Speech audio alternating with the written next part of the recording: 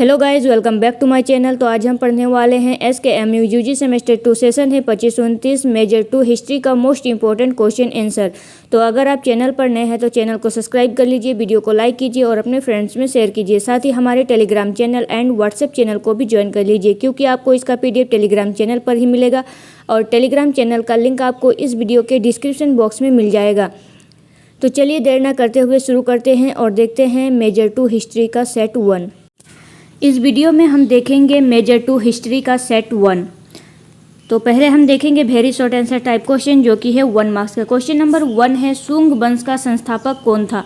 शुंग वंश का संस्थापक पुष्यमित्र शुंग था। उसने लगभग 185 ईसा पूर्व अंतिम मौर्य शासक बृहदत्त की हत्या कर शुंग वंश की स्थापना की। वह एक योग्य सेनापति और शक्तिशाली शासक था।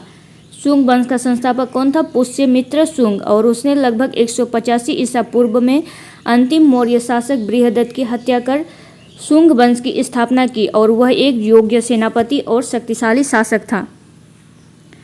क्वेश्चन नंबर 2 है, महायान बौद्ध धर्म क्या है? महायान बौद्ध धर्म की एक प्रमुख शाखा है। इसमें बुद्ध को ईश्वर तुल्य माना जाता है तथा बोधिसत्वों की पूजा पर विशेष बल दिया जाता है, और इसका उद्देश्य सभी प्राणियों के कल्याण और मोक्ष की प्राप्ति है।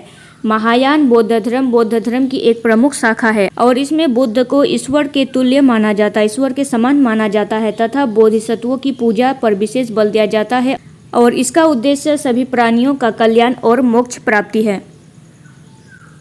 क्वेश्चन नंबर 3 है, सातवाहन वंश का संस्थापक कौन था? सातवाहन वंश का संस्थापक सिमुक था। उसने दक्षिण भारत में सातवाहन साम्राज्य की स्थापना की और इस वंश ने लंबे समय तक दक्कन क्षेत्र पर शासन किया। सातवाहन वंश का संस्थापक कौन था? सिमुक, और उसने दक्षिण भारत में सातवाहन साम्राज्य की स्थापना की और इस वंश ने लंबे समय तक दक्कन क्षेत्र में शासन किया। क्वेश्चन नंबर 4 है, समुद्रगुप्त की विजय का मुख्य स्रोत कौन सा है? समुद्रगुप्त की विजयों का मुख्य स्रोत है प्रयाग प्रशस्ति, इलाहाबाद स्तंभन लेख, और इसकी रचना उसके दरबारी कवि हरिसेन ने की थी, जिसमें उसकी विजयों और उपलब्धियों का वर्णन मिलता है। समुद्रगुप्त की विजयों का मुख्य स्रोत क्या है? प्रयाग प्रशस्ति, और इसके लेखक थे उसी के दरबारी कवि हरिसेन, जिसमें उसकी विजयों और उपलब्धियों का वर्णन मिलता है। किसका? समुद्रगुप्त का। क्वेश्चन नंबर 5 है, हर्ष चरित्र के लेखक कौन है? हर्ष चरित्र के लेखक बाणभट्ट है। यह संस्कृत भाषा में लिखी गई हर्षवर्धन के जीवन पर आधारित प्रसिद्ध ऐतिहासिक जीवनी है। हर्ष चरित्र के लेखक कौन है? बाणभट्ट, और यह संस्कृत भाषा में लिखी गई हर्षवर्धन के जीवन पर आधारित प्रसिद्ध ऐतिहासिक जीवनी है। हर्ष चरित्र में हर्षवर्धन की जीवनी लिखी गई है। अब हम देखेंगे शॉर्ट आंसर टाइप क्वेश्चन, जो कि है 5 मार्क्स का। क्वेश्चन नंबर 1 है, सातवाहन प्रशासन की प्रमुख विशेषताएं लिखिए। सातवाहन प्रशासन की क्या विशेषताएं हैं उसको बताना है। तो देखिए, सातवाहन प्रशासन प्राचीन भारत की सबसे महत्वपूर्ण एवं सुव्यवस्थित शासन व्यवस्थाओं में से एक था। सातवाहन वंश का संस्थापक सिमुक था, जबकि गौतमीपुत्र सातकर्णी इस वंश के सबसे महान शासक माना जाता था। राज्य का सर्वोच्च अधिकारी राजा होता था, जिसके हाथों में शासन, न्याय, सेना तथा धार्मिक अधिकारों की सर्वोच्च शक्ति निहित होती थी। सातवाहन प्रशासन प्राचीन भारत का सबसे महत्वपूर्ण एवं सुव्यवस्थित शासन व्यवस्थाओं में से एक था, और सातवाहन वंश का संस्थापक कौन था? सिमुक, जबकि गौतमीपुत्र सातकर्णी इस वंश के सबसे महान शासक माने जाते थे। सातवाहन वंश के सबसे जो प्रसिद्ध शासक थे वह थे गौतमीपुत्र सातकर्णी। राज्य का सर्वोच्च अधिकारी राजा होता था, जिसके हाथों में शासन, न्याय, सेना तथा धार्मिक कार्यों का सर्वोच्च शक्ति निहित रहती थी। राजा को मंत्रिपरिषद का सहयोग प्राप्त होता था, जिसमें अमात्य, महामात्र, सेनापति, पुरोहित, भांडागारिक तथा अन्य उच्च अधिकारी शामिल होते थे। प्रशासनिक सुविधा के लिए राज्य को अनेक आहार प्रांत तथा जिलों में विभाजित किया गया था। प्रत्येक प्रांत का प्रशासन स्थानीय अधिकारियों द्वारा संचालित किया गया था, जबकि ग्राम स्तर पर ग्रामीण या ग्राम प्रमुख प्रशासन का कार्य संभालता था।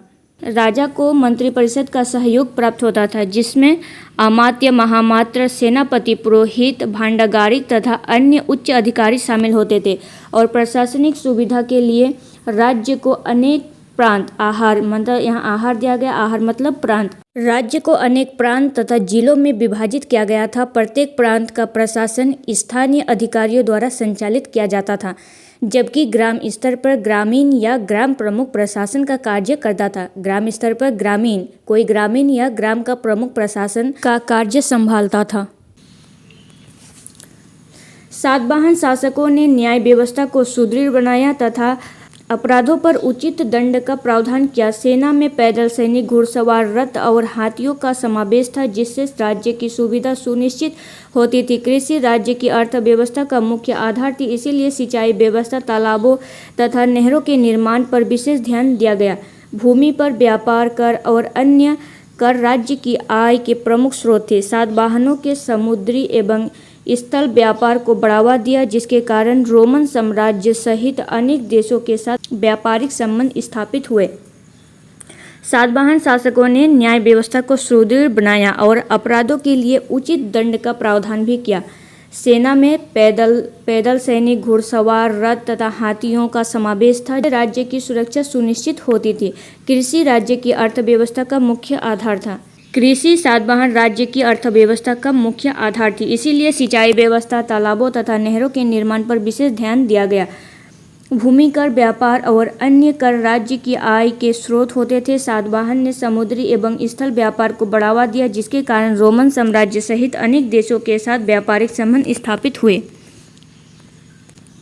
वे धार्मिक दृष्टि से सहिष्णु थे और उन्होंने ब्राह्मण धर्म के साथ साथ बौद्ध धर्म को भी संरक्षण दिया। कला, साहित्य, शिक्षा तथा स्थापत्य कला के विकास में भी सातवाहन शासकों का महत्वपूर्ण योगदान रहा और इस प्रकार सातवाहन प्रशासन एक सुदृढ़, संगठित, न्यायपूर्ण तथा जन कल्याणकारी शासन व्यवस्था का उत्कृष्ट उदाहरण था। वे धार्मिक दृष्टिकोण से सहिष्णु थे और उन्होंने ब्राह्मण धर्म के साथ साथ बौद्ध धर्म को भी संरक्षण दिया। कला, साहित्य, शिक्षा तथा साहित्य कला के विकास में भी सातवाहन शासकों का महत्वपूर्ण योगदान रहा और इस प्रकार सातवाहन प्रशासन एक सुदृढ़, संगठित, न्यायपूर्ण तथा जन कल्याणकारी शासन व्यवस्था का उत्कृष्ट उदाहरण था। क्वेश्चन नंबर 2 है, संगम साहित्य की विशेषताएं लिखिए। संगम साहित्य की विशेषताएं। संगम साहित्य प्राचीन तमिल भाषा का सबसे प्राचीन, प्रसिद्ध एवं ऐतिहासिक महत्व का साहित्य है। इसकी रचना लगभग 300 ईसा पूर्व से 300 ईस्वी के बीच में दक्षिण भारत में हुई। यह साहित्य तमिल विद्वानों की सभा मतलब संगमों में रचित रचना था और यह संगम साहित्य तत्कालीन दक्षिण भारत के राजनीतिक, सामाजिक, आर्थिक, सांस्कृतिक तथा धार्मिक जीवन का प्रामाणिक चित्र प्रस्तुत करता है। इसकी सबसे प्रमुख विशेषता यह है कि इसमें मानव जीवन की वास्तविक घटनाओं का अत्यंत सरल और प्रभावशाली वर्णन मिलता है। संगम साहित्य प्राचीन तमिल भाषा का सबसे प्राचीन, समृद्ध एवं ऐतिहासिक महत्व का साहित्य है और इसकी रचना 300 ईसा पूर्व से 300 ईस्वी के बीच दक्षिण भारत में हुई और यह साहित्य तमिल विद्वानों की सभाओं में रचित माना जाता है। संगम साहित्य तत्कालीन दक्षिण भारत के राजनीतिक, सामाजिक, आर्थिक, सांस्कृतिक तथा धार्मिक जीवन का प्रामाणिक चित्र प्रस्तुत करता है और इसकी सबसे प्रमुख विशेषता यह है कि इसमें मानव जीवन की वास्तविक घटनाओं का अत्यंत सरल और प्रभावशाली वर्णन मिलता है। इसमें अकम, प्रेम, परिवार और व्यक्तिगत जीवन का पूरम, युद्ध, वीरता, दान और शासन विषयों पर आधारित कविताओं का सुंदर संग्रह है। संगम साहित्य में चोल, चेर और पांड्य शासकों की वीरता, प्रशासन और उपलब्धियों का उल्लेख मिलता है। इसके साथ किसानों, व्यापारियों, सैनिकों, महिलाओं, कवियों तथा सामान्य जनता के जीवन का भी सजीव चित्रण किया गया है। इससे उस समय के समुद्री व्यापार, विदेशी संबंधों तथा कृषि व्यवस्था, सामाजिक रीति रिवाजों तथा धार्मिक विश्वासों का महत्वपूर्ण जानकारी प्राप्त होती है। इसमें अकम मतलब प्रेम, परिवार और व्यक्तिगत जीवन तथा पूरम, युद्ध, वीरता, दान और शासन विषयों पर आधारित कविताओं का सुंदर संग्रह संगम साहित्य में मिलता है और संगम साहित्य में चोल, चेर और पांड्य शासकों की वीरता, प्रशासन और उपलब्धियों का उल्लेख मिलता है और इसके साथ ही किसानों, व्यापारियों, सैनिकों, महिलाओं, कवियों तथा सामान्य जनता के जीवन का भी सजीव चित्रण मिलता है और इससे उस समय के समुद्री व्यापार, विदेशी संबंधों, कृषि व्यवस्था, सामाजिक रीति रिवाजों तथा धार्मिक विश्वासों की महत्वपूर्ण जानकारी प्राप्त होती है। संगम साहित्य की भाषा अत्यंत सरल, साहित्यिक और काव्यात्मक है, जिससे यह आज भी तमिल साहित्य की अमूल्य धरोहर माना जाता है। इतिहासकारों के लिए यह दक्षिण भारत के प्राचीन इतिहास का सबसे विश्वसनीय स्रोत है।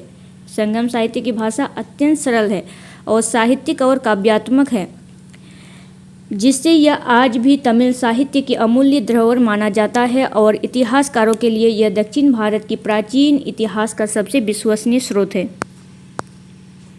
क्वेश्चन नंबर 3 है, भारत एवं यूरोपीय सामंतवाद में अंतर लिखिए। भारतीय एवं यूरोपीय सामंतवाद की व्यवस्था में राजनीतिक, सामाजिक, आर्थिक तथा प्रशासनिक दृष्टि से अनेक महत्वपूर्ण अंतर है। भारत एवं यूरोपीय सामंतवाद की व्यवस्था में राजनीतिक, आर्थिक, सामाजिक, प्रशासनिक दृष्टि से अनेक महत्वपूर्ण अंतर हैं। भारत में सामंत राजा के अधीन रहकर शासन करते थे तथा उन्हें भूमि के बदले प्रशासनिक अधिकार प्राप्त होते थे। वे कर वसूलते थे, सैनिक सहायता प्रदान करते थे तथा आवश्यकता पड़ने पर राजा के प्रति निष्ठा का पालन करते थे। भारत में सामंत राजा के अधीन रहकर ही शासन करते थे तथा उन्हें भूमि के बदले प्रशासनिक अधिकार प्राप्त होता था और वे कर भी वसूलते थे, सैनिक सहायता प्रदान करते थे तथा आवश्यकता पड़ने पर राजा के प्रति निष्ठा का पालन करते थे। और इसके विपरीत यूरोप में सामंत अपने क्षेत्रों के लगभग स्वतंत्र शासक होते थे और कई बार राजा की शक्ति को भी चुनौती देते थे। इसके विपरीत जो यूरोप का सामंत था, अपने क्षेत्रों के लगभग स्वतंत्र शासक होते थे और कई बार राजा की शक्ति को भी चुनौती देते थे। भारतीय सामंतवाद पर जाति व्यवस्था, धर्म तथा सामाजिक परंपराओं पर गहरा प्रभाव था, जबकि यूरोपीय सामंतवाद मुख्यतः भूमि के बदले सैन्य सेवा, फ्यूडल कॉन्ट्रैक्ट की व्यवस्था पर आधारित था। भारत में केंद्रीय सत्ता अपेक्षाकृत मजबूत रहती थी, जबकि यूरोप में सत्ता का अत्यधिक विकेंद्रीकरण था। भारतीय सामंतवाद में जाति व्यवस्था, धर्म तथा सामाजिक परंपराओं पर गहरा प्रभाव था, जबकि यूरोपीय सामंतवाद मुख्यतः भूमि के बदले सैन्य सेवा की व्यवस्था पर आधारित था। भारत में केंद्रीय सत्ता अपेक्षाकृत मजबूत रहती थी, जबकि यूरोप की सत्ता अत्यधिक विकेंद्रीकरण था। भारतीय किसान सामान्यतः स्वतंत्र थे और अपनी भूमि पर खेती करते थे, जबकि यूरोप में अधिकांश किसान सर्फ के रूप में सामंतों के अधीन रहते थे और उन्हें व्यक्तिगत स्वतंत्रता प्राप्त नहीं थी। भारतीय किसान सामान्यतः स्वतंत्र थे और अपने भूमि पर ही खेती करते थे, जबकि जो यूरोप में अधिकांश किसान सर्फ के रूप में सामंतों के अधीन रहते थे और उन्हें व्यक्तिगत स्वतंत्रता प्राप्त नहीं थी। यूरोप के किसानों को स्वतंत्रता प्राप्त नहीं थी, वो सामंतों के अधीन कार्य करते थे, जबकि जो भारत के किसान थे वह स्वतंत्र थे और अपने भूमि पर ही खेती करते थे। भारतीय सामंतों का मुख्य कार्य प्रशासन और कर संग्रह था, जबकि यूरोपीय सामंत युद्ध और सैन्य सेवा को अधिक महत्व देते थे। भारतीय सामंतों का मुख्य कार्य था प्रशासन और कर को संग्रह करना, कर को इकट्ठा करना, जबकि यूरोपीय सामंत युद्ध और सैन्य सेवा को अधिक महत्व देते थे। भारत में धार्मिक संस्थाओं और ब्राह्मणों का प्रभाव अधिक था, जबकि यूरोप में चर्च और पोप का राजनीतिक एवं सामाजिक जीवन पर व्यापक प्रभाव था। भारत में धार्मिक संस्थाओं और ब्राह्मणों का प्रभाव अधिक था, जबकि यूरोप में चर्च और पोप का राजनीतिक एवं सामाजिक जीवन पर व्यापक प्रभाव था। इस प्रकार भारतीय एवं यूरोपीय सामंतवाद की संरचना, उद्देश्य, प्रशासनिक, सामाजिक व्यवस्था तथा आर्थिक आधार में स्पष्ट अंतर दिखाई देता है। अब हम देखेंगे लॉन्ग आंसर टाइप क्वेश्चन, जो कि है 15 मार्क्स का। क्वेश्चन नंबर 1 है, कुषाण साम्राज्य की राजनीतिक व्यवस्था एवं प्रशासन का विस्तृत वर्णन कीजिए। कुषाण साम्राज्य की राजनीतिक व्यवस्था एवं प्रशासन का विस्तृत वर्णन करना है।